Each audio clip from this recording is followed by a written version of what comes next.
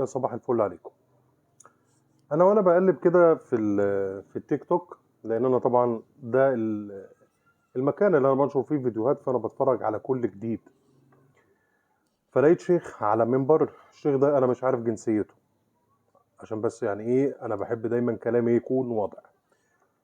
جنسيته لبناني، سوري، سعودي، مهما كانت جنسيته. بيتكلم بيقول ايه بقى؟ طبعا بعد خطاب الرئيس عبد الفتاح السيسي لما قال احنا مش هنفتح سينا علشان الناس تتهجر من ارضها فتيجي في سينا فيحصل ضرب، فاسرائيل عايزه فترد علينا في سينا، فطبعا الجانب المصري مش هيسكت، فهندخل في حرب. وهي دي الخطه اللي تم اعلانها مؤخرا. فطلع الشيخ بيقول ايه؟ بيقول ان يا ريت عبد الفتاح السيسي كانت خلفت كلب، على الاقل الكلب رمز للوفاء. وانا من مكاني ده انا بقول بص يا شيخ، لغايه دلوقتي انا هقول لك يا شيخ، انا في حاجات انا مختلف فيها على صعيد سياسه الدوله المصريه الداخليه، خاصه في الملف الاقتصادي، خاصه ان احنا بنعاني من ازمه اقتصاديه.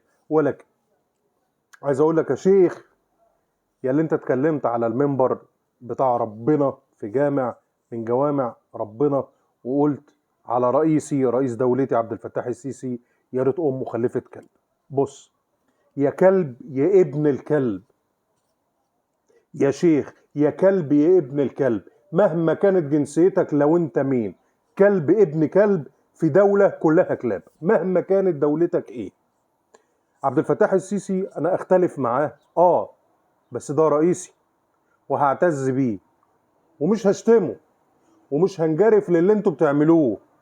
يا كلب يا ابن الكلب يا شيخ، كلب ابن 60 كلب. عايز اقول لك على حاجة، قبل ما تتكلم عن عبد الفتاح السيسي وتغلط فيه، خاطب ملوك ورؤساء دولتك اللي انت فيها، وخاطب رؤساء وملوك الدول العربية اللي بتطبع ايد في ايد مع اسرائيل، وما تقدرش تتكلم ربع كلمة من اللي قالها عبد الفتاح السيسي في لقاء القمة الاخير اللي تم عقده في القاهرة. يا كلب يا ابن الكلب يا شيخ، كلب ابن كلاب، سلالة كلاب.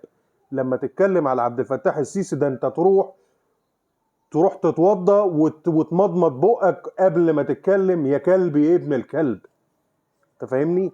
عبد الفتاح السيسي لما تحب تتكلم عنه تتكلم بكل ادب وبكل احترام، لان عبد الفتاح السيسي لولاه كان زمان الدول العربيه دي بقت مداس لدول تانية. وانتوا عارفين كويس قيمه مصر، وعارفين كويس قيمه عبد الفتاح السيسي. يا كلب يا ابن الكلب. مرة تانية أنا بقول لك، لما تحب تتكلم عن عبد الفتاح السيسي لازم تغسل بقك الأول قبل ما تتكلم وتجيب سيرة السيسي. مش السيسي اللي يتقال عليه يا ريت أمه خلفت كلب. يا كلب يا ابن الكلب يا سلالة الكلاب، يا في دولة كلاب، اللي هي دولة إيه أنا لغاية دلوقتي أنا مش عارفها. أنا أختلف مع رئيسي، بس لما تيجي كلمة عليه أدوس عليك وعلى اللي خلفك بالجزمة. بس دي حاجة بسيطة.